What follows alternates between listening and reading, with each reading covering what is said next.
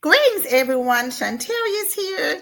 Today, we're exploring the concept of transformational equity in education, drawing from several key resources to unpack this complex topic. Let's begin with the fundamentals. What is equity? The What Equity document shares two vital distinctions. Number one, equity assumes sameness and thus renders difference invisible or problematic. On the other hand, equity assumes difference and takes difference and diversity into account. This concept is visually represented in the equity versus equality image we've all seen of the children at the softball field.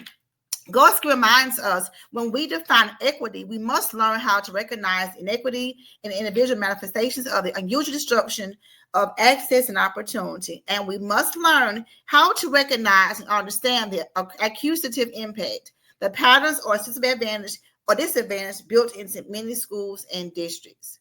Building on this, the Equity in Education document states, equity in education means that personal and social circumstances such as gender, ethnic origin, or family background are not obstacles to achieving educational potential. However, transformational equity takes us to a step further, as the Waste Aid document does note. Critical multicultural educators also work with their students to identify inequitable structures and practices in schools and classrooms. This approach lines of Gorski and Sawelli's 20 equity literacy framework that is predicated upon the building blocks of equity desire, equity knowledge, equity skills, and equity will. Gorski emphasizes the importance of our heart posture and humility if the end goal is to make equity literacy second nature. He definitely challenged my own thoughts when he proposes we need to tap deep into the wells of fortitude to keep going even when or especially when we feel discouraged.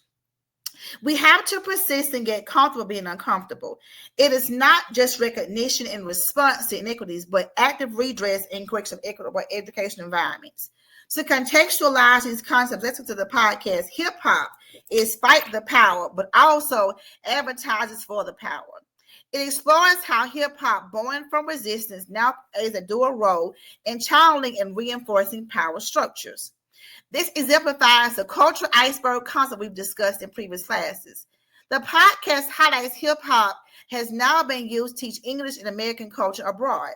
While seemingly positive, it also exports ideologies that might reinforce barriers to equity.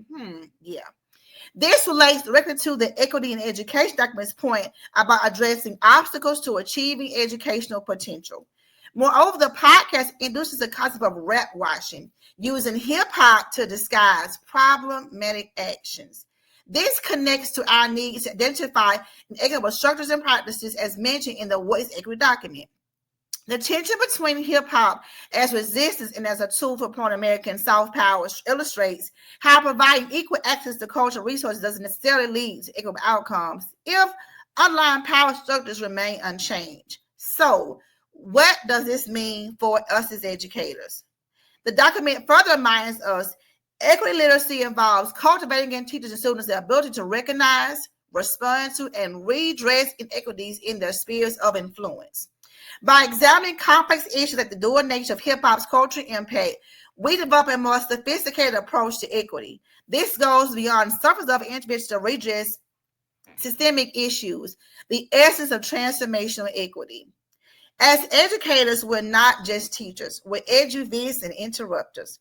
Regardless of scale, we must use our voices and actions to challenge isms and confront injustice. It starts with addressing our own cultural icebergs and use that awareness to counter inequity.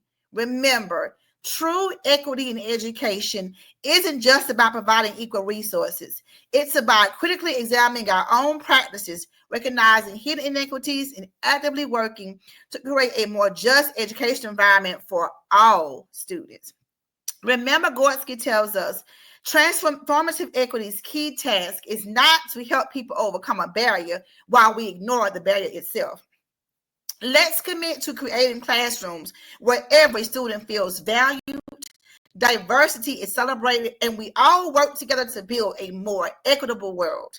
That's how we make real change and embody the principles of transformative equity in our educational practice.